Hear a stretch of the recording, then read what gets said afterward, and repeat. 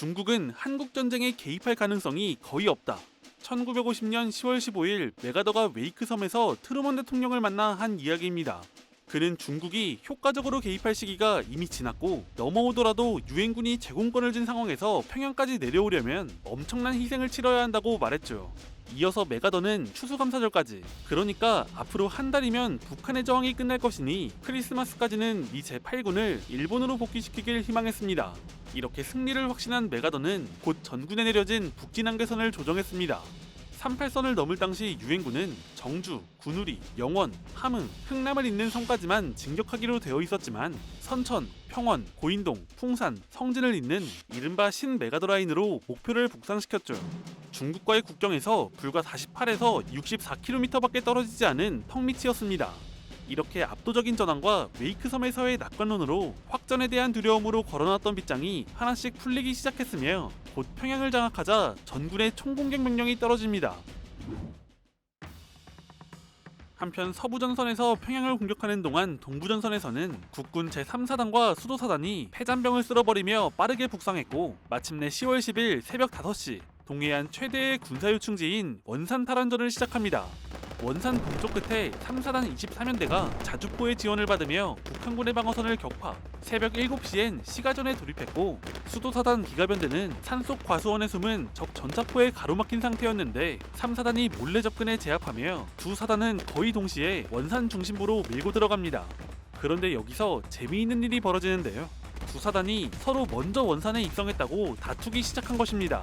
두 사단의 수색대는 나름의 주장을 펼치며 신경전을 벌였고 결국 군단장 김백일 준장이 직접 나서서 두 사단 모두 10일 새벽 5시에 공격을 개시해 오전 10시에 동시에 점령한 것으로 정리하며 불필요한 마찰을 가라앉힙니다.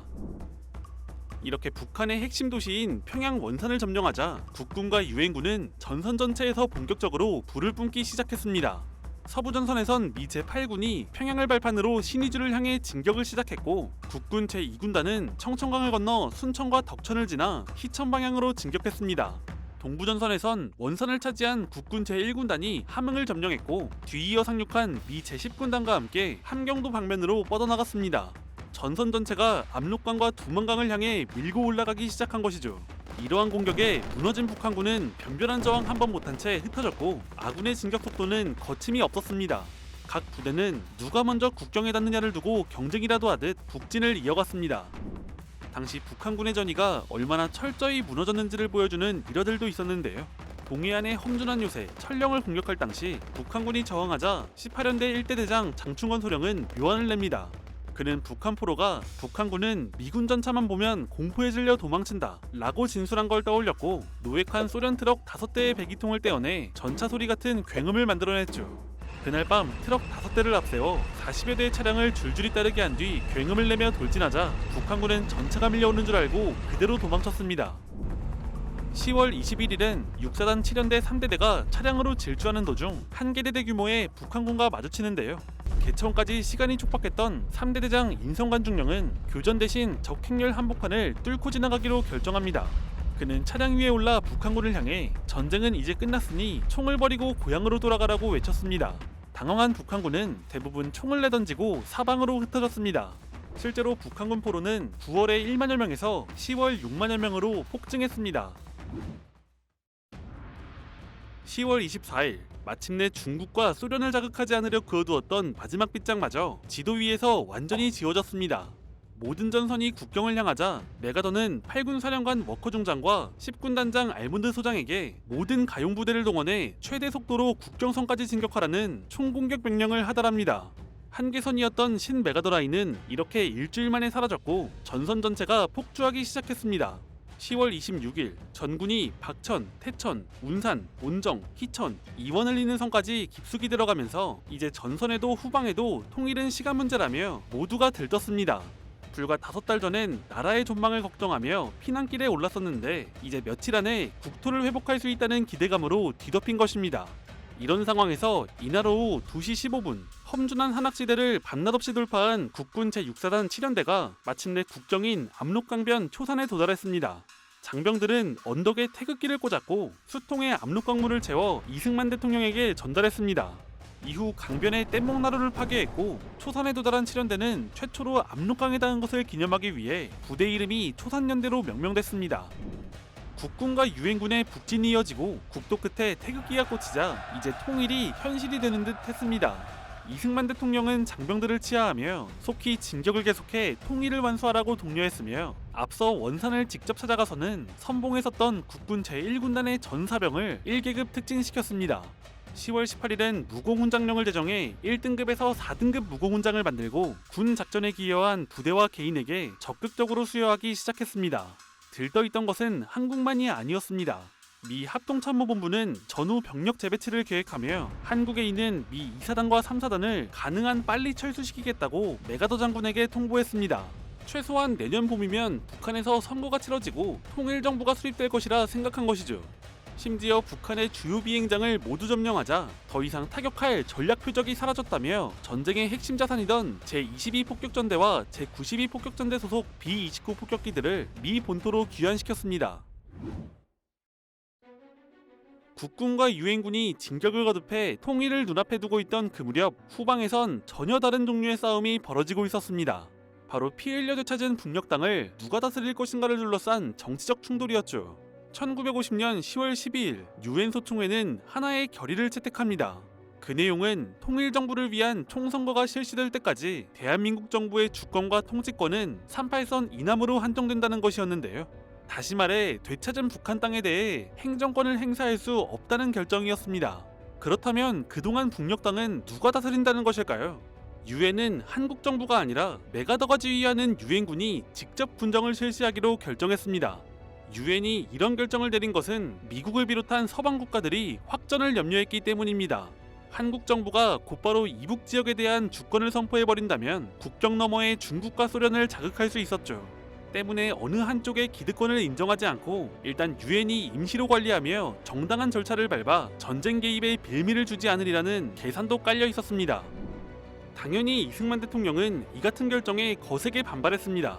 AP통신과의 회견에서 유엔 소총회의 결정을 정면으로 비판했는데 합법적으로 선출된 정부를 인정하지 않는 처사라고 말했죠. 정부 내각도 성명을 내고 유엔의 결정은 대한민국을 합법정부로 승인했던 그동안의 결정을 뒤집는 처사라며 이를 받아들이지도 협조하지도 않겠다고 맞섰습니다. 이승만의 행보는 말에 그치지 않았습니다. 그는 이어서 북한을 직접 통치할 준비에 착수했는데 수복된 이북 지역에 도지사를 임명했고 머지않아 인구 10만 명당 1명씩 국회의원을 뽑아 비어있는 국회의석을 채우겠다고 밝혔습니다. 뿐만 아니라 올해 추수가 끝나면 남쪽과 같이 농지개혁법을 실시해 농민들에게 땅을 나눠주겠다고 했습니다. 내무장관 조병옥은 한 걸음 더 나아가 북한에 파견할 경찰관을 모집하고 있으며 38선 이북에 민간정부를 세울 만반의 준비를 갖추고 있다고 공언했습니다. 주미대사 장면은 유엔의 60개국 대표 앞에서 한반도의 유일한 합법정부인 대한민국이 당연히 주도권을 가져야 하며 북한에서 치러질 선거는 국회에 비어있는 100석을 채우기 위한 것이어야 한다고 주장했습니다. 이처럼 이승만 정부는 유엔의 군정방침과 정면으로 부딪혔습니다. 한편 국군 제6사단 7연대가 초산에 태극기를 꽂기 하루 전인 10월 25일이었습니다. 서부전선에서 수풍댐을 목표로 북진하던 국군 제1사단은 윤산 북방 청산장시 부근에 도착했을 때 정체불명의 부대로부터 박격포 공격을 받는데요. 교전을 벌이던 1사단은 적군 한 명을 사로잡았고 곧 신문을 시작했습니다. 그런데 포로는 어딘가 이상했습니다. 입은 군복도 쓰는 말도 여태 상대해온 북한군의 것이 아니었죠. 그의 정체는 광둥어를 사용하는 중공군이었습니다. 이 최초의 중공군 포로는 신문 과정에서 엄청난 사실을 털어놓았습니다. 운산과 희천, 북방 산악지대에 이미 2만 명의 중공군이 대기하고 있다는 것이었죠. 메가더가 절대 오지 않는다고 단언했던 중공군이 이미 압록강을 건너 한반도에 들어와 있다는 것입니다. 1사단은 이 충격적인 사실을 미 제1군단에 즉각 보고했지만 미군 수뇌부는 북한군을 돕기 위해 파견된 소규모 의용군일 거라며 이를 가볍게 무시하고 총공격을 그대로 밀어붙였습니다. 이튿날인 10월 26일 하루 전에 있었던 불길한 전조는 끔찍한 현실이 되었습니다. 국군 6사단 7연대가 초산 압록강변에 도달해 있던 바로 그 시각 벽동을 향해 진격하던 사단의 다른 축 제2연대가 온정리 서북방의 독림산기슭에서 정체를 알 수 없는 대규모 병력과 맞닥뜨립니다. 곧 산골짜기 사방에서 총성과 함께 요란한 꽹과리와 나팔 소리가 울려 퍼지기 시작했죠. 이들의 정체는 중공군 제40군사나 세계사단의 대병력이었습니다. 중공군은 이미 10월 19일부터 은밀히 압록강을 건너와 험준한 고산지대에 거대한 포위망을 쳐놓고 아군을 깊숙이 유인하고 있었습니다. 사방에서 공격해오는 중공군의 거대한 포위망에 갇힌 이연대는 퇴로마저 차단된 채 처참하게 붕괴되어 병력은 태평 방향으로 뿔뿔이 흩어졌습니다. 이런 상황에서 우측의 제8사단 역시 중공군의 공격을 받고 진격을 멈췄습니다. 결코 일어나지 않을 것이라던 수만 명의 중공군 개입이 마침내 국군 제2군단 정면에서 벌어진 순간이었습니다. 불과 며칠 전까지만 해도 모든 것이 끝나가는 듯했습니다. 폭격기는 본토로 돌아갔고 유엔과 한국 정부는 통일 이후를 준비했으며 압록강엔 태극기가 꽂혔죠. 병사들은 크리스마스 전에 집으로 돌아가는 듯했습니다. 하지만 이제 누구도 예상하지 못한 새로운 전쟁이 시작됩니다.